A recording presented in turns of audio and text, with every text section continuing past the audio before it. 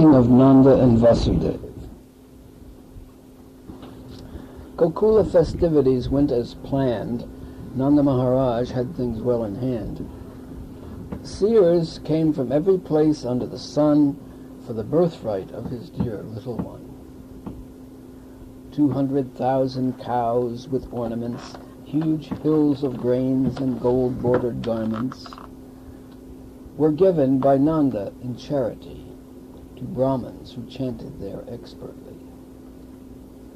Heavenly sounds of bugles and timpani accompanied them melodiously, marking a noble birth, 'twas understood, by the residents of the neighborhood.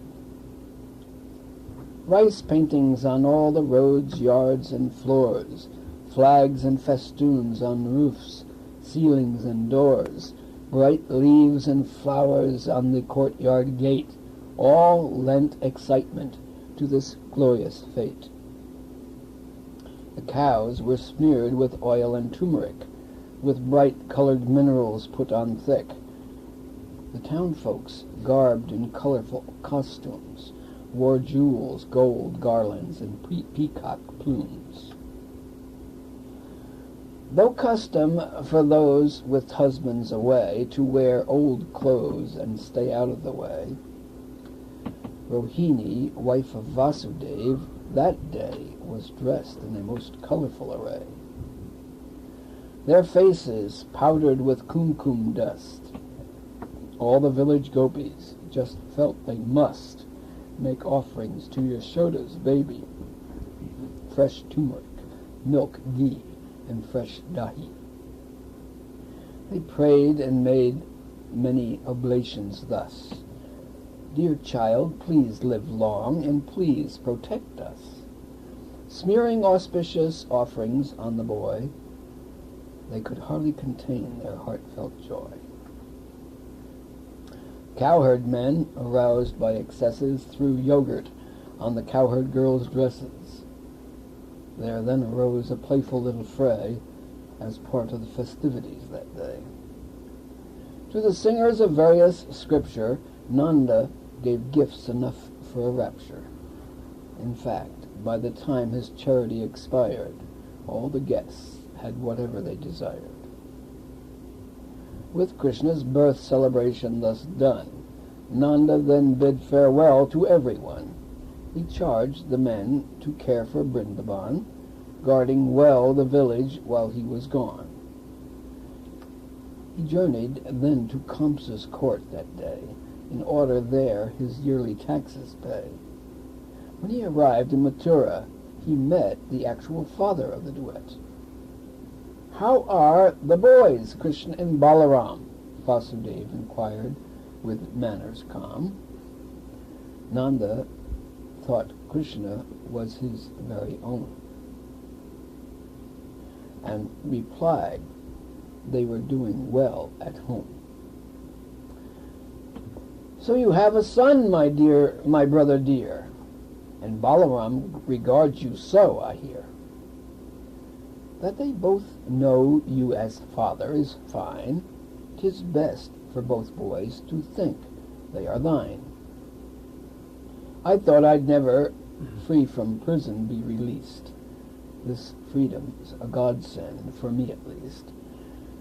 For me and Devaki, it's like rebirth. We've been happy. We're very happy just to be on earth. Please, tell me how things are in Vrindavan. How are your animals, O great rich man? I know you treat each being as your child, caring for them in loving manner mild." Nanda saw past all the words being weaved. "O Vasudeva, I know you're much aggrieved for all your sons born to Devaki slain. Have faith, dear heart, God's plan is not in vain." Note 2. Kamsa failed to kill the daughter who now lives in a heavenly quarter. O dear friend, do not be too much aggrieved, though of course you are quite justly bereaved. We are all subject to the deeds we've done, whether in this life or another one. Understanding karma makes one learned, aloof from suffering, and God beloved. You are quite correct, replied Vasudeva, biting his lip and trying to be brave. Now you had best to Gokula return. Bad things are a-brewing, I do discern. As both men had their children's good at heart, 'twas agreed that Nanda at once depart. There being no reason to further roam, both fathers of the Lord went quickly home.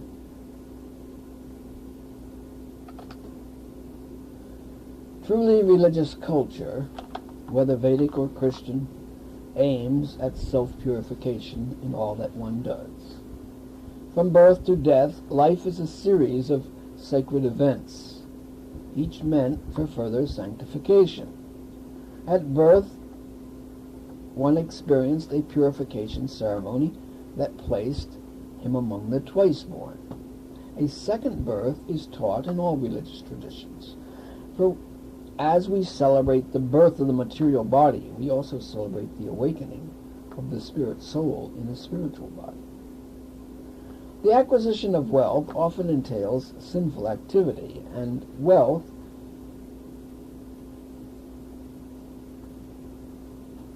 in Vedic culture, therefore, wealth was purified by giving in charity. By study of the scripture, the mind is purified and one becomes a Brahmin, a pilgrim on the path of truth. When he becomes a perfect Brahmin, he is called a Vaishnava, a devotee of the Lord. That is the final goal. Ultimately, God is known only by the heart, through unalloyed love. It is significant to note how wealthy the residents of Gokula were, both materially and spiritually. Their material wealth, however, was in such natural things as gold and silver, richly embroidered cloth, pearls, and abundant milk products. For entertainment, it says, they were even throwing butter, a substance that today is only eaten by the rich. There is an interesting contradiction, or apparent contradiction, in this story. Krishna's family was a model of dharma, religious law, and custom. Then why did Rohini violate the accepted custom of a married woman away from her husband not dressing nicely? The answer is that with the appearance of Krishna, her real husband had appeared, and for him it was most proper to dress in her finest. Krishna is the husband of every living entity, for he is the soul of all souls. Finally, there is a profound discussion of karma. It is not fatalistic karma, however, for it is coupled with perfect faith in God. We are all subject to the deeds we've done, whether in this life or another one. Understanding karma makes one learned, aloof from suffering, and God beloved.